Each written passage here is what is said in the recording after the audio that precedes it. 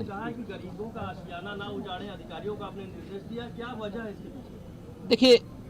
प्रदेश में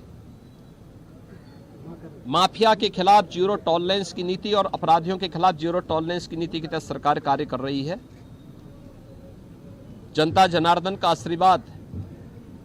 सरकार के सुरक्षा और बेहतर कानून व्यवस्था के मुद्दे पर जनता जनार्दन का, खासतौर पर आधी आबादी का आशीर्वाद भारतीय जनता पार्टी को प्राप्त हुआ।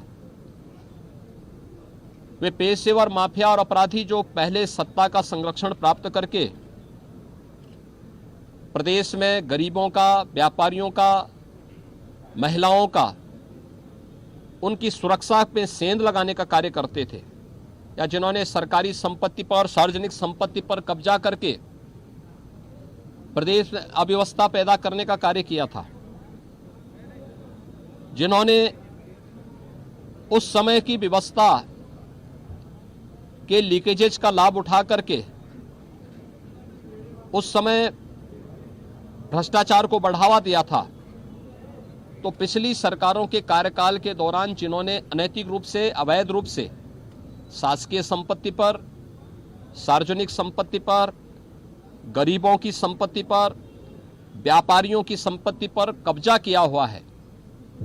एंटी भूमाफिया टास्क फोर्स वर्तमान में पूरे प्रदेश के अंदर उस अवैध कब्जे से मुक्त करने के एक बृहद कार्यक्रम को आगे बढ़ा रही है। हम लोगों ने अब तक 2500 करोड़ रुपए की संपत्ति माफियाओं का, पेशेवर माफिया, इसमें पेशेवर अपराधी भी हैं, भूमाफिया भी हैं, खनन माफिया भी हैं, वन माफिया भी हैं,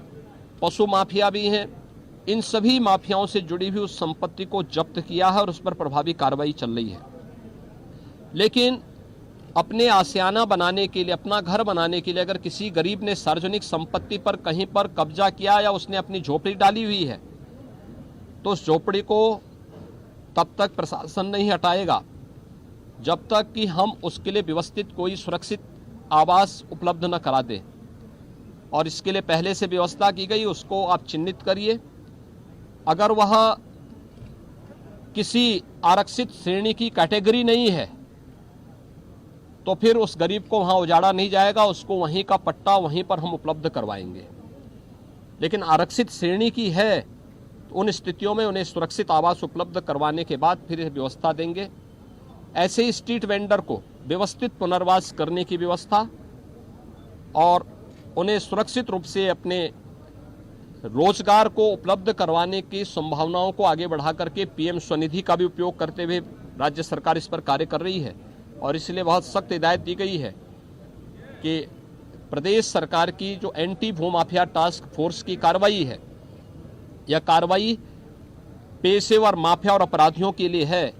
किसी गरीब, निरीह, कमजोर व्यक्ति के लिए नहीं है। और उसके प्रति एक संवेदना और सहानुभूति हमारी पूरी होनी चाहिए, इस बात को जरूर ध्यान रखेंगे।